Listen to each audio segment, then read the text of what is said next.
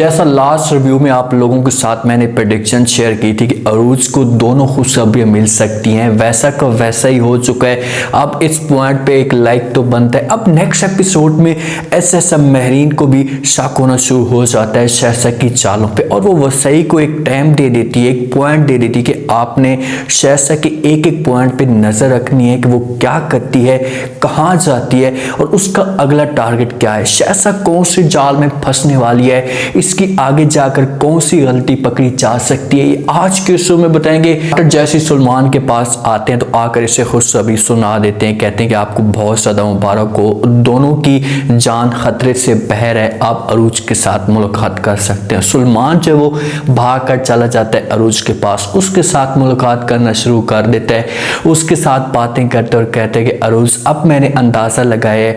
अब मुझे इस बात का एहसास हुआ है कि मैं आपके बगैर ज़िंदगी का तस्वुर भी नहीं कर सकता, आपके बगैर मेरी ज़िंदगी मुकम्मल तौर पर अधूरी है। ये बातें जब अरूज सुनती है तो अरूज सुलेमान को कहती है कि हाँ मुझे भी अब इस बात का एहसास हो चुका है। दोनों आपस में गपशप कर रहे होते हैं तो सुलेमान अरूज को कहते हैं कि मैं ऐसा करता हूँ कि माँ जी को बुलाता हूँ, वो आपके साथ बात कर ले, आपके साथ मुलाकात कर ले। हो सकता है कि अरूज ने खुद सुलेमान को कहा कि भाई महरीन आंटी कहाँ है, मैं उसके साथ मिलना चाहती हूँ। सुलेमान वसई को अपने पास बुलाते और कहते कि वसई आप ऐसा करो कि माँ को अंदर बुला लो, वो अरूज के साथ मुलाकात कर ले। तो ये बातें जब वसई सुनते तो वो सुलेमान को कहती कि साहब जी वो तो कब से चली गई है, जब उसे पता चला है कि अब अरूज खतरे से बहर है तो वहां से वो चली गई है। सुलेमान जब ये अल्फाज सुनता है तो हैरान हो जाता है और वसई को कहते हैं कि ये कैसे हो सकता है, उसने हमें बताया भी नहीं है। अब महरीन इस वजह से कही है कि भाई मैं अरूज का सामना नहीं करना चाहती, क्योंकि सुलेमान ने अरूज को प्यार देना है और महरीन से चीज़ें बर्दाश्त नहीं होनी, तो इसी वजह से उसने ये फैसला किया।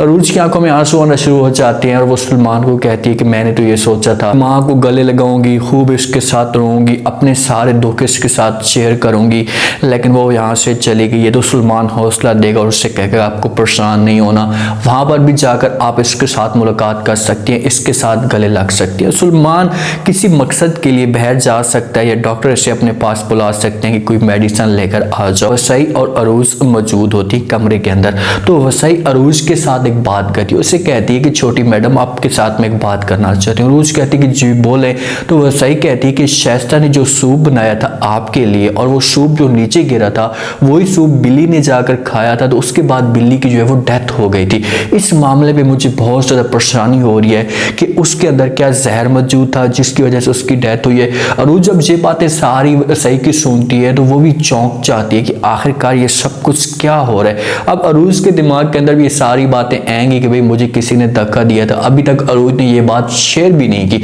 वसई अब अरूज को एक पॉइंट दे देती है, क्योंकि शहसा जो गलतियां करती जा रही है ऐसा समझो कि ये अपने लिए एक गड्ढा खोद रही है और ऐसा ऐसा अरूज को इसके ऊपर शक भी होता जा रहा है। आखिरकार वहां से अरूज चली जाती है अपने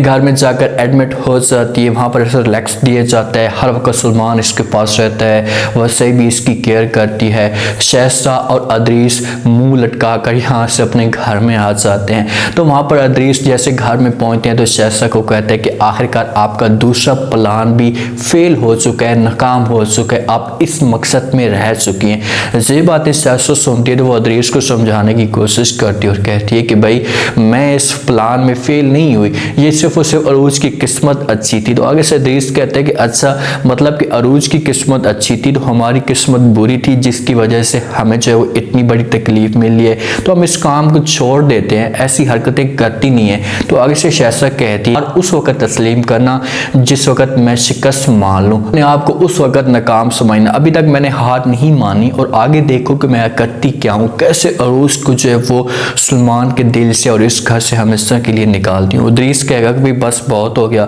तुमने जो दो काम किए हैं उससे तो और भी ज़्यादा सुलेमान ने जो मोहब्बत करना शुरू कर दी है। अब अरूज को जैसे तकलीफ मिली है, शहसा ने मारने की कोशिश की है, भाई हमेशा के लिए इसे मार दूंगी, लेकिन सुलेमान और भी ज़्यादा अरूज के करीब हो चुका है। वसई यही बात शेयर करना चाहती है महरीन के साथ कि भाई कैसे इसके साथ मैं बात करूं, कैसे इसके दिमाग के अंदर मैं ये बातें डालूं ताकि उसको इस मामले पे थोड़ा बहुत शक हो और ये इस बात पे तवज्जो दे। अब महरीन को शक तो होता है लेकिन वो किसी के साथ बात शेयर नहीं करती। वसई कहती है कि मैडम जी मैं आपसे एक बात कहना चाहती हूँ, वो जो शहसा है इस तरह के अल्फाज निकालती है तो आगे से महरीन कहती है मैं बात समझ चुकी हूँ आप क्या कहना चाहती हैं, आप शहज़ाद के बारे में बात करना चाहती हैं कि आखिरकार शहज़ाद का जो रवैया है वो इतना चेंज क्यों हो चुका है, इतनी ज़्यादा नफरत क्यों अरूज के साथ करना शुरू हो चुकी है। बस वह सही मैं आपको एक टारगेट दे रही हूँ कि आगे जाकर आपने शहज़ाद की हर जो वो चाल पे नज़र रखनी है, आंखें और कान खुले रखने हैं कि आखिरकार ये क्या करती है, अरूज को किस तरीके से नुकसान पहुंचाने की कोशिश करती है।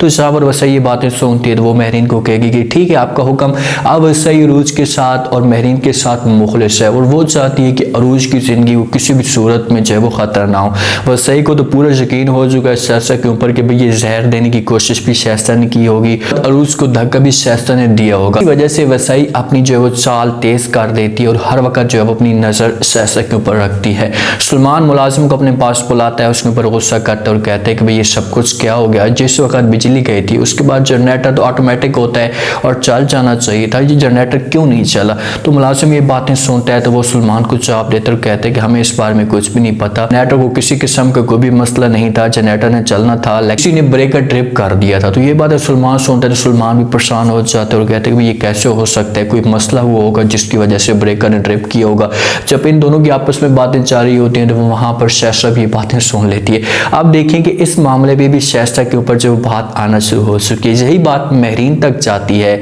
और उसके बाद अरूज तक ये बात पहुंचती है तो महरीन का जो एक शक चल रहा है ना वो 100% यकीन में तब्दील हो जाएगा कि भाई ये सारे के सारे काम के पीछे मुलविस शहज़ाद है। तो इस बात की खोई लगाने की कोशिश करेंगे कि भाई आखिरकार शहज़ाद पहले इतनी मोहब्बत करती थी और अचानक इसका इतना रवैया चेंज हो गया, तो इसके पीछे क्या रीज़न हो सकती है और ये इस तरह की हरकतें क्यों करे। तीसरा डांग मारने की कोशिश करेगी और तीसरा डांग जिस वक्त ये मारेगी तो उस वक्त वसई और महरीन इसे पकड़ लेगी, क्योंकि इसने ये लालच में इतनी ज़्यादा अंधी हो चुकी है कि अब चाहती है कि किसी तरीके से मैं अरूज को ख़त्म करूं, चाहे जो कुछ भी हो जाए। तो जब एक इंसान लालच में अंधा हो जाता है तो उस वक्त वो कुछ भी नहीं उसे दिखाई दे रहा होता और वो गलती पे गलती कर रहा होता है और जिस वक्त वो गलती बड़ी करता है तो वहाँ पर वो अपनी गलतियाँ बड़ी छोड़ भी देता है, पॉइंट ऐसे छोड़ देता है जिस पर जो वो पकड़ी जा सकती है। अब शहज़ाद के साथ भी ऐसा होगा जिस हिसाब से शहज़ाद कर रही है, इसने गलतियाँ तो छोड़ दी हैं, ठीक है भाई जहर उससे मिलाया था, सूप बिल्ली ने पिया था, बिल्ली मर गई थी तो उसके बाद वसई को शक हो गया।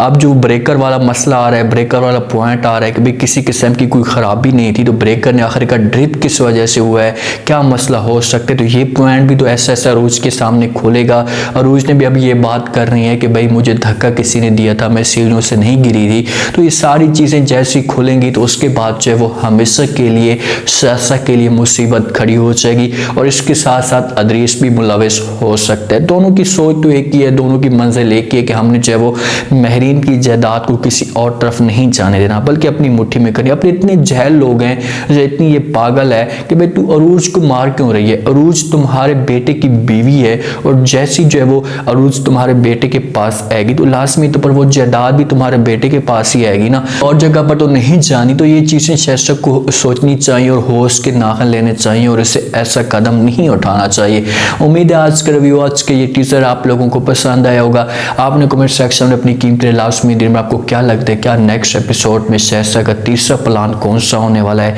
कैसे अरूज को मज़ीद नुकसान पहुंचाने की कोशिश करेगी, क्या इस मकसद में ये कामयाब हो पाएगी। लास्ट में फीडबैक दीजिएगा, चैनल को लास्ट में सब्सक्राइब कर दीजिएगा। शुक्रिया।